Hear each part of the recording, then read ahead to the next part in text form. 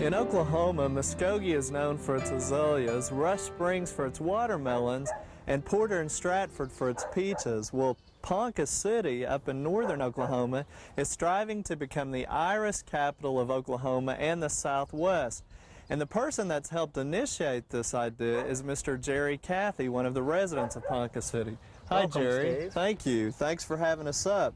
Now, you're actually a horticulturist by training, I guess. Yes, I went to school at OSU and I have my degree in horticulture, landscape design option. I now work at the post office and I promote the Iris Festival in my spare time. Right, and obviously you are an iris grower as well. Now, I think I am just amazed each time I see an iris garden at the wide range of color, shapes, and sizes. And right here is a good example of some of the color schemes just in purples. Tell us about the names of the cultivars and some of their characteristics here.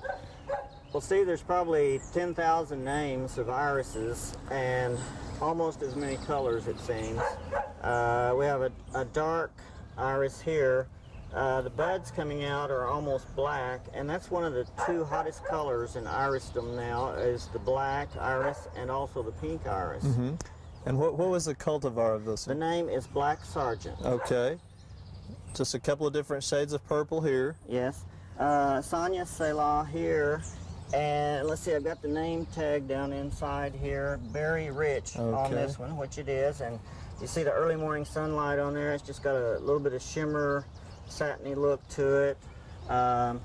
Over here we have a different standards color from a different falls color. Mm-hmm. So just a kind of a combination right on the same flower even. Now, yes. Jerry, this one has an interesting story behind it. Tell me about it. Well, this one has been called the ugliest iris in existence. One of the Sass brothers developed it years ago in the 30s, and it has such an unusual combination of colors. And well, I mean, it almost looks green coming out of the flower stalk. It has kind of a brownish and a tan, and it's one of the smaller irises. Mm-hmm. You have standards, dwarfs, you have the intermediates, and then you have the tall beardeds. Right. And now, what is the name of this one again? This is called Jungle Shadows. Jungle Shadows. Okay, now we go from one of the most ugliest ones, as you referred to, which is still pretty unique in its own way, to a marbling effect. What's the history behind this one? Okay, this is developed by an older gentleman up in Nebraska, Alan Imsinger, and he just loves to do these color breakings, they're called, on irises, and even, if possible, color foliage, striped foliage. Mm-hmm. This one is called Batik. Right, very attractive. B-A-T-I-K. And we had a wind and rainstorm came through here yesterday afternoon, and these flowers survived that, so I'm really sold on this one now. Right, so that's a good characteristic, because the flowers are somewhat short-lived on irises, aren't they last 2 to 3 days. And but they have several buds per stalk, right. And several. So you get a continuous bloom then. Now in your iris garden, I notice you have a few other perennials. This one catches my attention because it reminds me of a phlox. What is this one? This is Purple Rocket. Okay. It can live over winter, and the foliage stays fairly green, or it has lots of seeds on it, and you can seed it.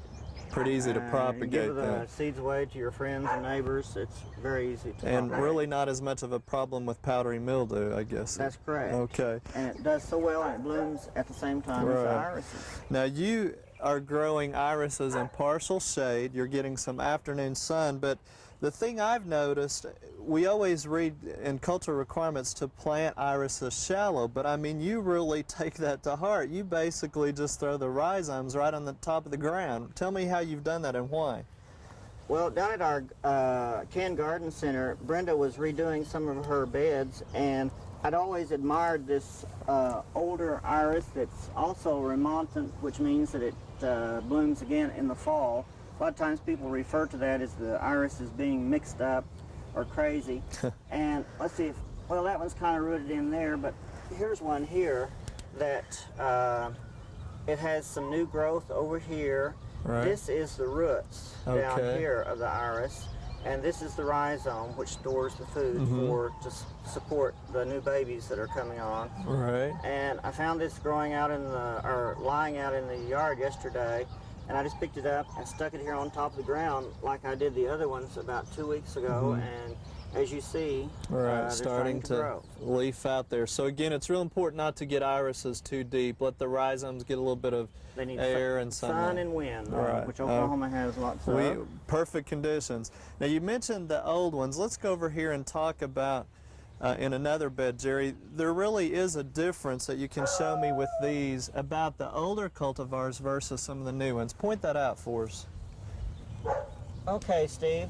On the iris, it has 3 standards, which are the upper, and 3 falls, which are the lower. And these are the leaf And this or is the foliage petals, right? That's correct. And this is an older variety. And some people say they look doggy because the falls look like a dog's tongue. Okay, which are the 3 bottom. 3 bottom flower petals. Okay. Whereas opposed on the newer varieties, the falls have more of an arch to them. They have a lot of ruffling and more delicate looking, improved, Right. and a larger flower. Right. And again, all of these are bearded irises, and you talked about the different heights, but Jerry, right here is one that you've cut. I mean, some people take irises very serious in showing them. Tell us about kind of what a person would look for if they want to show an iris. Okay, Steve. This iris exhibits a good quality as far as the show bench. You want preferably 3 blooms, 1 at the top and then a candelabra effect, 1 bloom on the other side, 1 on this side, and that and tall, Right. straight stems. Of course, no damage to the flower or anything like that. correct. Now, you just have some foam. You're holding it in there. Is this just plain water? Yes, this is just tap water. Okay. And the foam in there is the pipe insulation for like a hot water heater. You can cut that and then break off pieces and keep the iris from falling over and have it stand straight on Right. the show bench. Well, that's a nice one. Now, Jerry, tell us, I mean, you guys have really taken this iris stuff serious here in Ponca City. You have a festival now. Tell us about the time of year that normally occurs. This will be our 6th festival in 1994, and we have several events going on that weekend. It's the weekend prior to Mother's Day. Okay, and We're that's going just to- a regular set time of year then, with the weekend before Mother's Day. Yes. Now, I've found it amazing that you get your irises to bloom during that time too, so you must be doing something right. Well, it doesn't always work out so well. In Oklahoma, you can, this year is complete opposite of last year. We have all the sunshiny days. Last Right. year was cool and damp, rainy.